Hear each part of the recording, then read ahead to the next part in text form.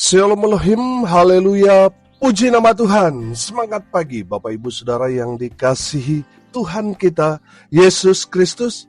Jumpa lagi bersama saya Pendeta Samuel Mabuntu dalam Renungan Pagi ke 2469 hari. Renungan pagi ini mengudara. Puji Tuhan.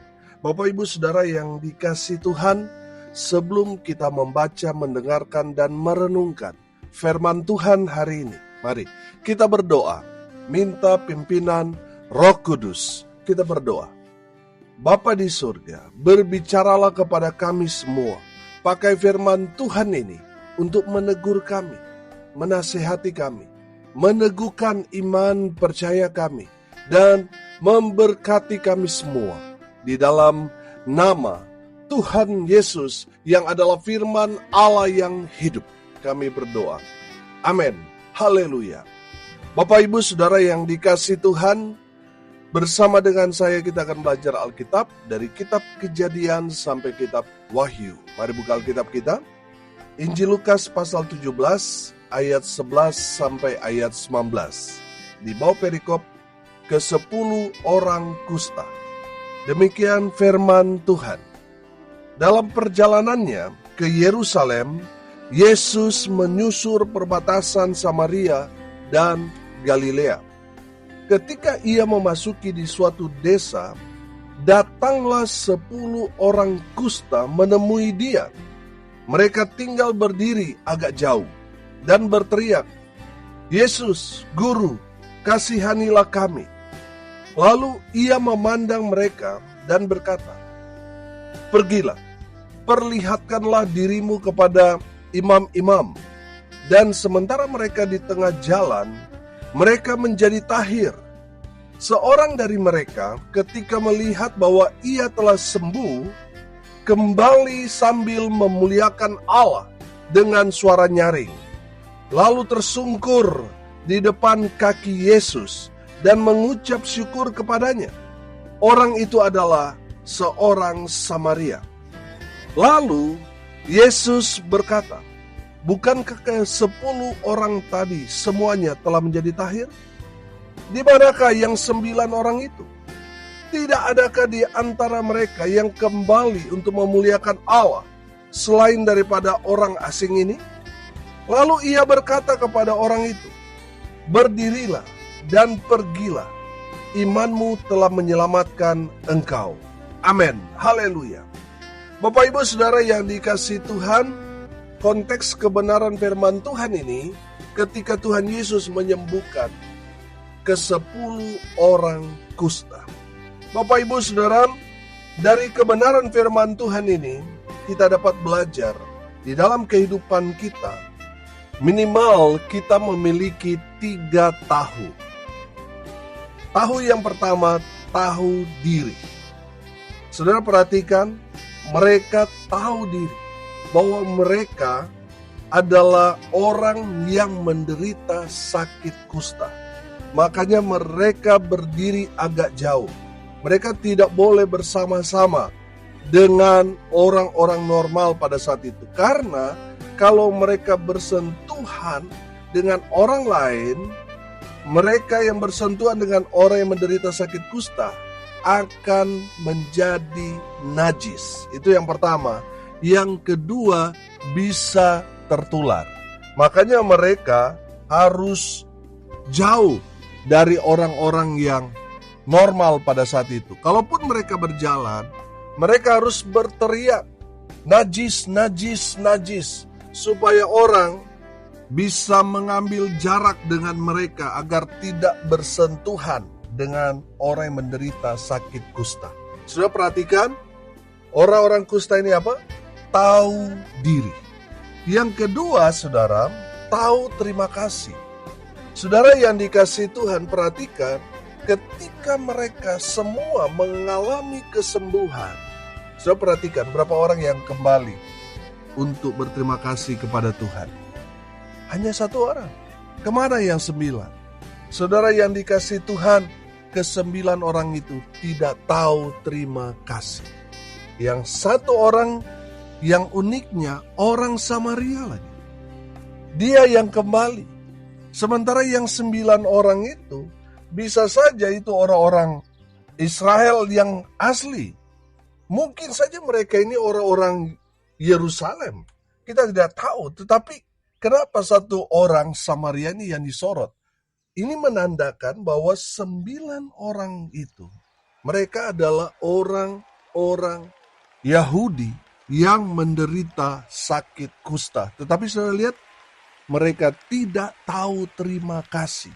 Ada berapa banyak di antara kita ketika kita sudah diberkati, sudah dipulihkan, sudah mengalami mujizat. Pertanyaannya, kita kembali nggak kepada Tuhan, berterima kasih, bersyukur? Saudara, kebanyakan di antara kita, yang kita ingat itu hanya waktu sakit. Tapi ketika kita disembuhkan, kita lupa sama Tuhan yang memberikan kesembuhan kepada kita. Bertobat, saudara. Bapak, Ibu, saudara, kita harus tahu terima kasih. Amin. Yang ketiga, saudara, kita harus tahu malu. Saudara, di dalam firman Tuhan ini, 9 orang itu tidak tahu malu. Mereka sudah mengalami mujizat kesembuhan dalam hidup mereka. Tapi mereka tidak tahu malu.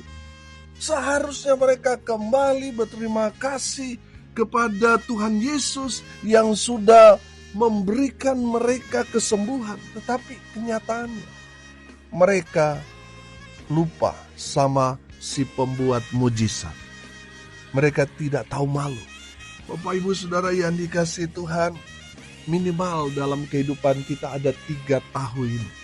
Tahu diri, tahu terima kasih, tahu malu. Mari kita belajar lebih dalam lagi, saudara. Dari sisi yang lain, kita belajar bagaimana 10 orang kusta ini mengalami mujizat Tuhan.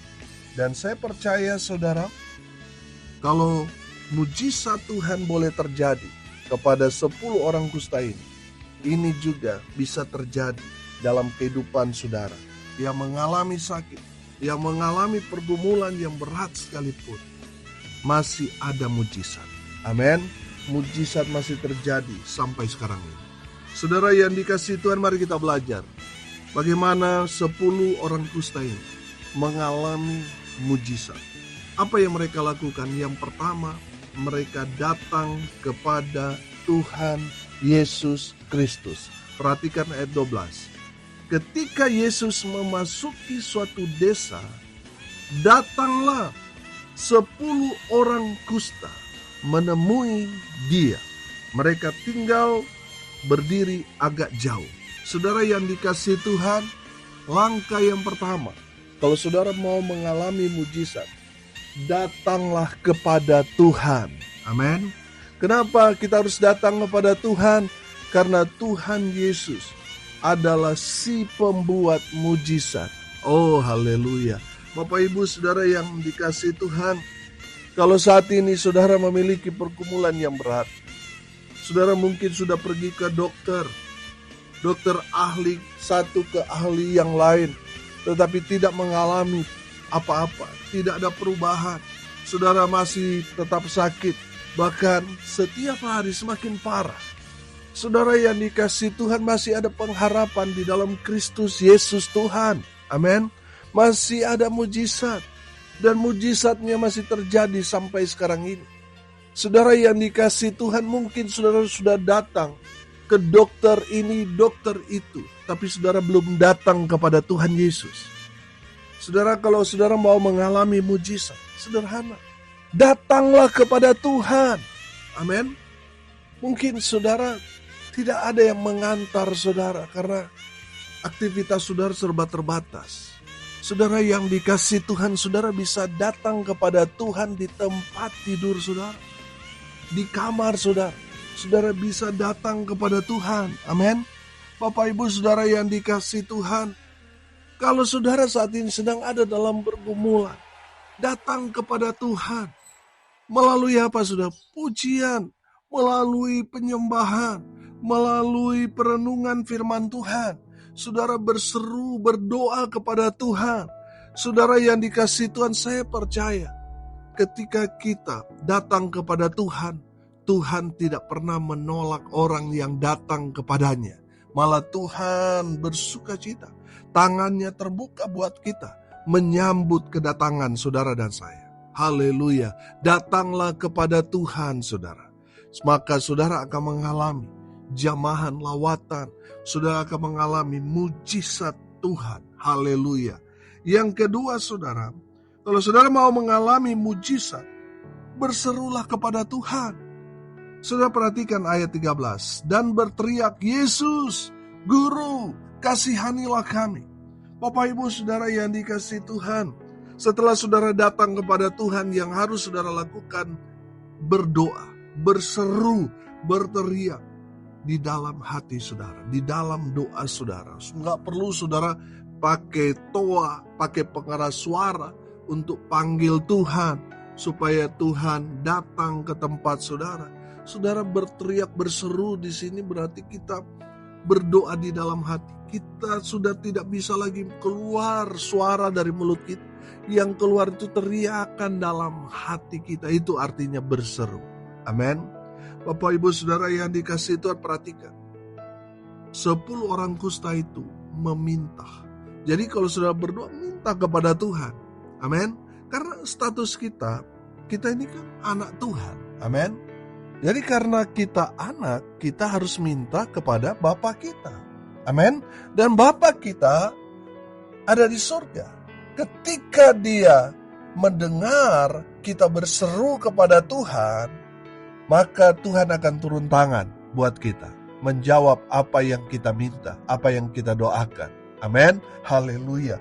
Bapak Ibu saudara yang dikasihi Tuhan, langkah yang kedua untuk mengalami mujizat, berserulah, berdoa kepada Tuhan. Minta kepada Tuhan Yesus. Maka apa yang saudara minta, Tuhan akan berikan buat saudara. Amin. Haleluya. Yang ketiga saudara, perhatikan di ayat 14. Lalu ia memandang mereka dan berkata, pergilah, perlihatkanlah dirimu kepada imam-imam. Dan sementara mereka di tengah jalan, mereka menjadi tahir. Haleluya. Bapak Ibu saudara yang dikasihi Tuhan, kalau saudara mau mengalami mujizat, taat saja. Saudara mungkin 10 orang kusta ini heran. Kenapa Tuhan tidak jamah mereka seperti yang lain? Tuhan tumpang tangan, Tuhan jamah mereka, sehingga mereka yang sakit disembuhkan. Kenapa kita hanya Tuhan perintahkan pergi, perlihatkanlah kepada imam-imam? Saudara yang dikasihi Tuhan, memang dalam situasi seperti itu, yang menentukan orang sakit kusta dan tahir itu para imam. Mereka akan mengecek semua, ya, tanda-tanda di dalam tubuh orang itu. Apakah dia menderita sakit kusta atau dia sudah tahir, yang menentukan adalah imam.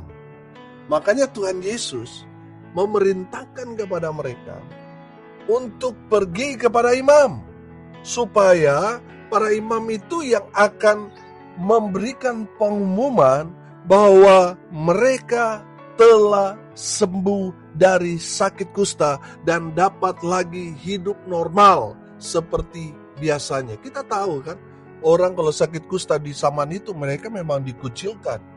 Mereka harus berpakaian compang-camping sebagai tanda bahwa mereka orang yang sakit kusta, supaya orang kalau melihat mereka dari jauh sudah menghindar dari jauh, tidak boleh bersentuhan, tidak boleh berjabatan tangan, tidak boleh ngobrol dengan jarak yang dekat, tidak boleh. Bapak Ibu saudara yang dikasihi Tuhan, Tuhan mau mereka itu taat.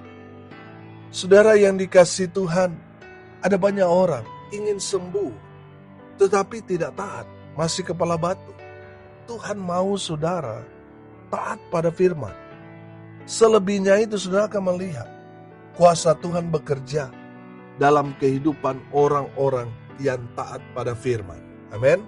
Jadi yang Tuhan tuntut di antara kita adalah taat pada firman Tuhan. Lakukan saja, maka saudara akan mengalami mujizat. Amin. Tuhan Yesus mau saudara dan saya taat pada firman Tuhan. maka saudara dan saya akan melihat kuasa Allah bekerja dalam kehidupan kita. Mujizat-mujizat kita akan alami karena kita taat pada firman. Amin. Haleluya. Saudara yang dikasihi Tuhan, menarik dari firman Tuhan ini, 10 orang kusta ini mengalami kesembuhan, tapi sayang hanya 1 orang yang kembali berterima kasih kepada Tuhan Yesus. Saudara dengar ini baik-baik. Kalau saudara sudah mengalami mujizat Tuhan, yang harus saudara lakukan, jangan lupa kembali kepada Tuhan. Jangan lupa bersyukur. Jangan lupa memuliakan Tuhan. Amin. Saudara yang dikasihi Tuhan, perhatikan ayat 19. Lalu ia berkata kepada orang itu, berdirilah dan pergilah. Imanmu telah menyelamatkan engkau. Haleluya. 1 orang kusta yang kembali kepada Yesus bukan hanya mengalami mujizat kesembuhan, tapi mendapat berkat yang melebihi dari mujizat kesembuhan itu. Apa itu? Yaitu keselamatan. Amin. Bapak Ibu Saudara yang dikasihi Tuhan, orang kusta ini bukan hanya disembuhkan, tapi diselamatkan. Haleluya. Saudara yang dikasihi Tuhan, mari kita belajar dari kebenaran firman Tuhan ini. Kalau saudara mau mengalami mujizat, datang kepada Tuhan Yesus si pembuat mujizat. Amin. Yang kedua, berserulah kepada Tuhan, minta, berdoa. Percaya apa yang saudara minta Tuhan dengar, dan Tuhan pasti akan menjawabnya tepat pada waktunya. Haleluya. Dan yang ketiga dari firman Tuhan ini kita belajar, kita harus taat pada firman. Amin. Kita percaya ketika kita melakukan firman Tuhan, mujizat Tuhan pasti terjadi. Haleluya, haleluya. Bapak Ibu Saudara yang dikasihi Tuhan, saya percaya mujizat masih terjadi dalam kehidupan kita, orang percaya di akhir zaman ini. Amin. Mari kita berdoa. Terima kasih Bapa di surga, sudah berbicara kepada kami semua melalui kebenaran firman Tuhan ini. Kami diteguhkan imannya. Kami percaya mujizat masih terjadi sampai sekarang ini. Hamba berdoa di dalam nama Tuhan Yesus. Berkati semua pendengar dimanapun mereka berada. Tuhan memberkati hidup mereka. Rumah tangga mereka diberkati. Usaha, pekerjaan, pelayanan mereka dibuat beruntung, berhasil dalam segala hal. Mereka yang sakit disembuhkan. Mereka yang lemah dikuatkan. Hibur mereka yang berduka cita. Dan hamba berdoa biarlah berkat Tuhan turun memenuhi semua pendengar dimanapun mereka berada. Mengalami kuasa Tuhan, mengalami berkat-berkat Tuhan. Bapak Ibu Saudara, arahkanlah hatimu kepada Tuhan dan terimalah berkat dari Tuhan Yesus. Tuhan memberkati engkau dan melindungi engkau. Tuhan menyinari engkau dengan wajah-Nya dan memberi engkau kasih karunia. Tuhan menghadapkan wajah-Nya kepadamu dan memberi engkau damai sejahtera. Di dalam nama Tuhan Yesus, sumber segala berkat. Bapak Ibu Saudara yang percaya, diberkati Tuhan, katakan amin. Puji Tuhan. Bapak Ibu Saudara yang dikasihi Tuhan, kalau saudara merasa diberkati melalui renungan pagi ini, bagikan juga kepada saudara-saudara yang lain supaya mereka juga diberkati, karena untuk itulah kita dipanggil untuk jadi berkat. Saudara yang dikasihi Tuhan, saudara pendengar setia dimanapun saudara berada, tidak terasa bulan Juni nanti, tepatnya tanggal 20 Juni, kita akan berulang tahun 7 tahun. Renungan pagi ini mengudara. Puji Tuhan. Bapak Ibu Saudara pendengar, saya undang untuk hadir, datang dalam ibadah ucapan syukur, serta ibadah KKR yang akan kita selenggarakan dalam rangka hari ulang tahun Renungan Pagi ini mengudara. Haleluya. Saudara yang dikasihi Tuhan, dukung doa, daya dan dana supaya acara ini dapat berjalan dengan baik. Saudara yang dikasihi Tuhan, saudara yang mau menabur untuk acara ini, saudara bisa menabur ke rekening Bank Mandiri di nomor rekening 14503 kali 671946. Saudara yang dikasihi Tuhan, terima kasih atas dukungan doa Bapak Ibu Saudara serta support saudara dalam pelayanan ini. Tuhan Yesus memberkati kita semua. Salam kasih dari Bali. Saya Pendeta Samuel Mabuntu. Sampai jumpa besok pagi.